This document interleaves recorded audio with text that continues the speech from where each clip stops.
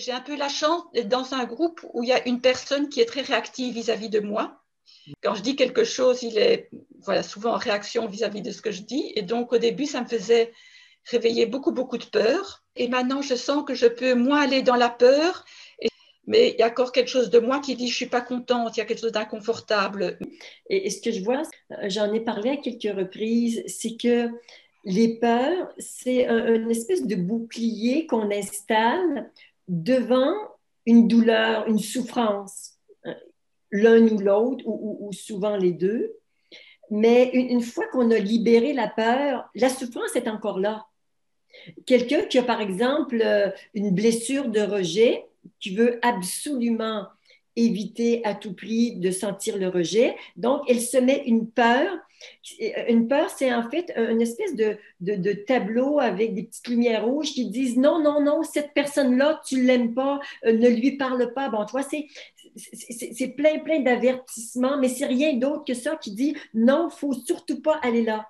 Alors, quand la peur s'en va, grâce notamment au travail que tu as fait, tu arrives sur la vraie raison de ce qui est difficile entre vous, de ce que ça te fait vivre, parce que cette personne-là, dans ses agissements, qui ne sont pas forcément justes, mais en tout cas, elle agit comme ça, réveille une vieille blessure. Oui, voilà, c'est un truc, comment... tu vois, ah là là là là, bouge pas, là, ça ouvre. Fouf.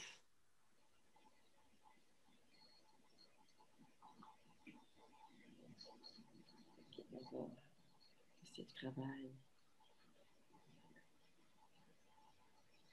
Ouais, ça réveille une blessure qui ne date pas de cette vie, mais qui est récurrente dans cette vie, de quelqu'un qui a été vraiment très méchant, mesquin,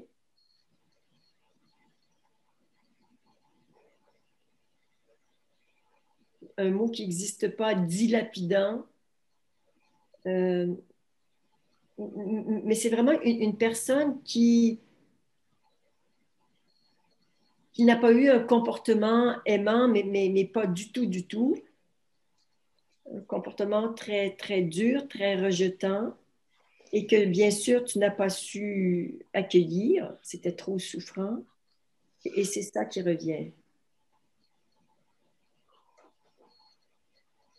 Ouais, on va aller demander la guérison jusqu'à l'origine de cette blessure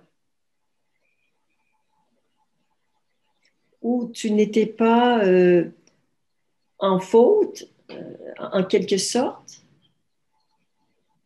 mais la vie a fait en sorte que quand même tu vives cette expérience et que tu bénéficies du cadeau que peut t'apporter cette expérience, à savoir d'être capable d'aimer plus inconditionnellement. Et aimer inconditionnellement, ça veut dire aimer même les personnes qui ne sont pas du tout aimantes, voire même qui sont méchantes. Ouais, c'est ça.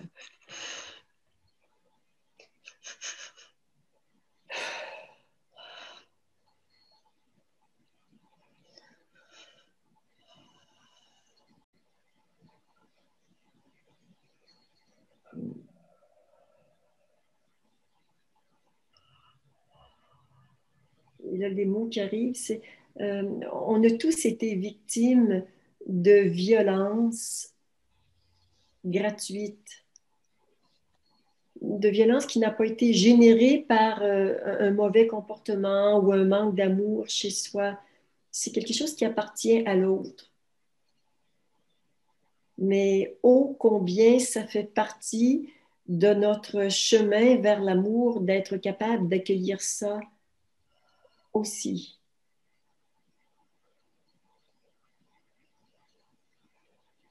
Alors là, on continue, le le travail continue de se faire pour nettoyer en toi ce qui a été blessé dans cette blessure où il y a aussi, pas juste une blessure du cœur, mais une incompréhension. Intellectuellement, c'est incompréhensible d'avoir eu à vivre ça. Donc, c'est deux niveaux d'inconfort.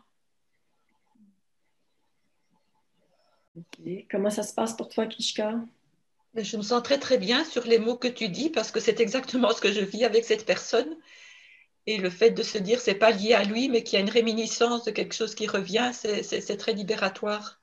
Mm. Mm. Et le fait d'accueillir un amour, même quelqu'un qui me montre pas de l'amour, je sens que mon âme a envie d'aller vers ça. Mm. Voilà, c'était comme la première partie de la guérison. Krishna, ça va continuer, bien sûr, d'évoluer, mais voilà, c'est ce qu'on pouvait faire pour toi en ce moment, avec ta blessure et celle des autres un petit peu plus tard. Je t'aime infiniment. Voilà.